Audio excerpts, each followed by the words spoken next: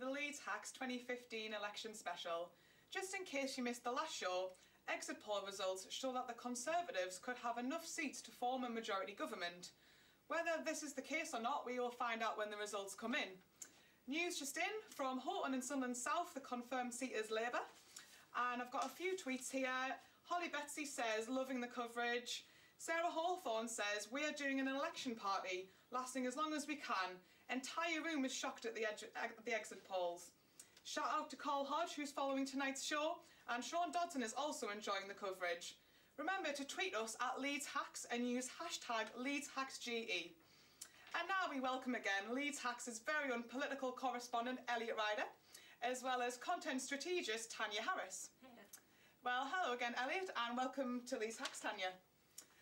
So Tanya, would you mind telling us a little bit about the BBC Generation 2015 that you've been involved with? Yeah, it's a panel of 200 young voters that the BBC has compiled together from across the country, and it's getting them involved in different TV coverage and radio coverage in the run-up to the election and just trying to give them more of a voice. Okay, so what kind of message have you been getting from young people in terms of voting? Well, I think this has kind of skewed it a bit because everyone who's involved in this has obviously got an interest in politics already. But I think a lot of young people are quite apathetic. There are some people there who, even though they've come along and have gotten involved, weren't very interested anyway. They just wanted to be involved. I also think a lot of young people weren't very happy with the way politicians were trying to address them. It was all very focused on tuition fees, and I think they were passionate about jobs and affordable housing that they don't think that a lot of politicians were addressing. Oh, right, so do you feel like maybe the politicians haven't maybe tried to engage with young people as well as they could? I think they have tried, but I don't think they have necessarily addressed all the issues that affect all young people. I think they've tried to lump a lot of them together into one group. Right, I see. So, Elliot, do you think political apathy is a serious problem? Well, apathy seems to be a problem that has been on the rise since 1992. Turnouts have been declining since then. The lowest we ever had was in 2001 general election, which saw 59% turnout. That thankfully increased in 2005 to 61 and then to 65 in 2010. What that means for this general election, when the turnout numbers come out, we'll see if that has improved over time. But the real problem in Britain seems to be the 18 to 24 demographic. In the last general election, only 44% of 18 to 24-year-olds turned out to vote. Wow, so that's not even half of those who could have. Do you think increased press coverage on the election will increase voter turnout in young people? I don't think that is the problem mainly. I think one of the main things that they could sort out is incorporating 16-year-olds into the vote. If you're incorporated into the vote from a younger age, you'll therefore be more engaged in politics by the time you're 18, rather than just being shoved into an open world at 18 and not really knowing who to vote for, really. Yeah. Well, now with political apathy in mind, let's head over to our reporter, Holly Hill, who has more on the Give an X campaign that has been well publicised in the run-up to this year's general election.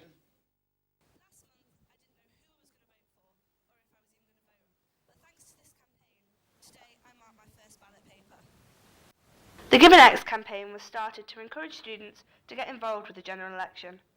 Thomas and Samantha are voter registration assistants from the campaign. They informed me about Give an X.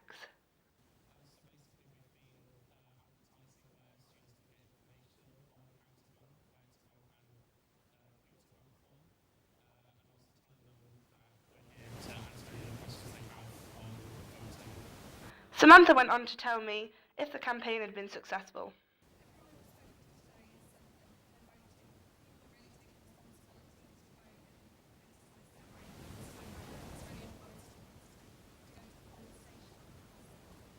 Speaking to students at Leeds Beckett today only reiterated what Samantha said.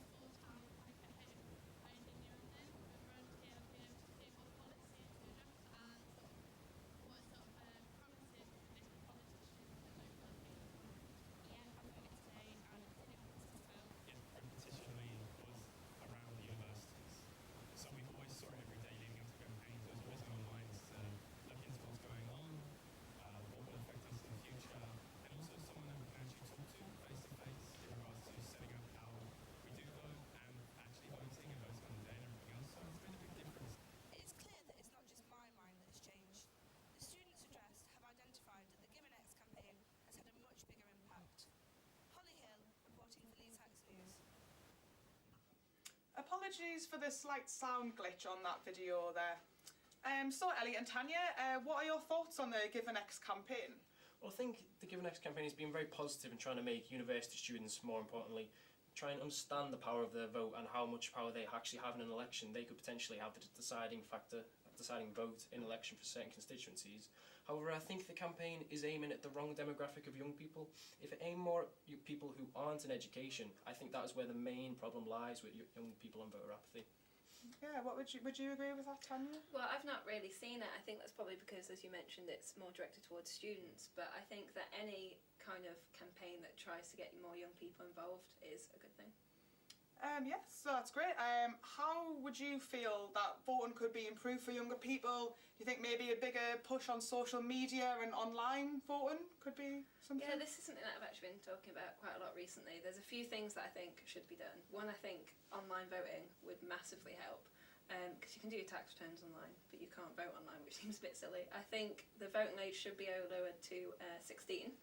I think increasing that electorate for younger people would be a good thing.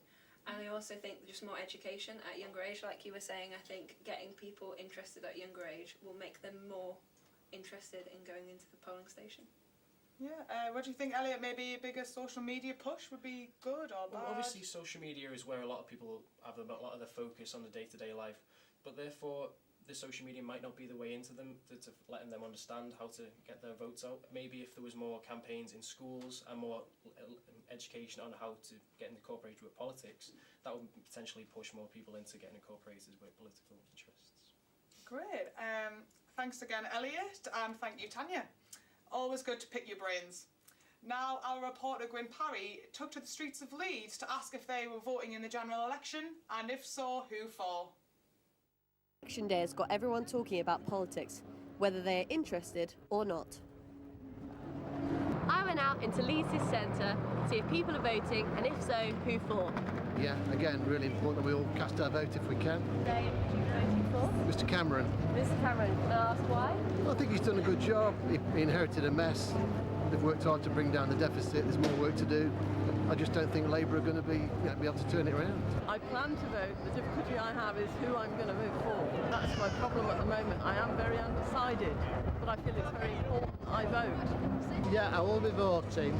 I haven't really decided at the moment, but politicians in the main party I just don't trust. I intend to be kept on the register for as long as I'm allowed to, but I don't come from Yorkshire, so it's brilliant to be able to get to vote and make sure I use my vote. No, I'm not voting. I've got no faith in any of the parties, and let's be honest, my vote's not going to count. Hello, I'm going to vote for TUSC, and that stands for Trade Union Socialist Coalition.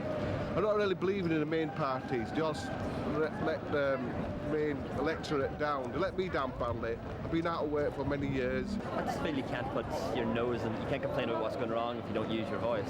Don't have an opinion if you're not going to use it. Yeah. People that don't vote just annoy me.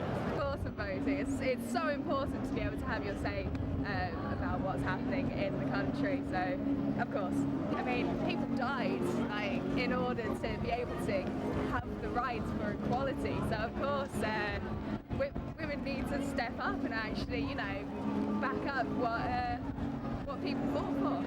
But I don't know who I'm going to vote for yet. I need to do a bit more research. I'm standing outside Leeds Holy Trinity Church on Boar Lane, a polling station for Leeds Central, where votes could be cast on May 7th. I'm Gwyn Parry, reporting for Leeds Tax News.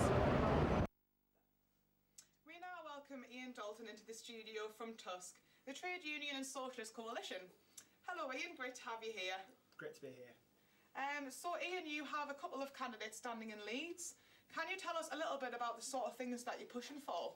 Yeah, we've been campaigning quite hard on questions of low pay. Younger people get low rates of pay on the minimum wage. We think it should be £10 an hour across the board, which a lot of companies that pay low wages make quite high profits, like McDonald's. We've also been campaigning around issues of housing, because a lot of young people struggle to get on the housing ladder. They're paying quite high rents, have to pay letting fees, and we think that those should be ended. We should have a cap on rents so that people have got affordable accommodation. Oh, great. How hopeful are you to get an MP returned? I think it's not very likely. I mean, we are standing the 6 most candidates in the general election. which should guarantee us fair media coverage for standing over 15%, but we've not really received that much media coverage. And that we've even done interviews with BBC that not broadcast in favour of having Ed Miliband or other party leaders on, which, you know, that's going to reflect the vote. Yeah, but whatever happens, what would you like to see from the next government? Well, I'd like to see them actually take serious measures to improve the living conditions of ordinary people, but I think both the main parties are going to be committed to £30 billion more cuts and austerity measures, and I think, you know, what's going to be needed is actually people campaigning on the ground to challenge that. Oh, well, that's great. Thank you very much, Iain. And now it is time for our very special guest, G. Sunreay. He is a supporter of TUSC and has prepared a song entitled Hey Mr Politician to play for us live here in the studio. Oh, but it's my song, Hey Mr Politician.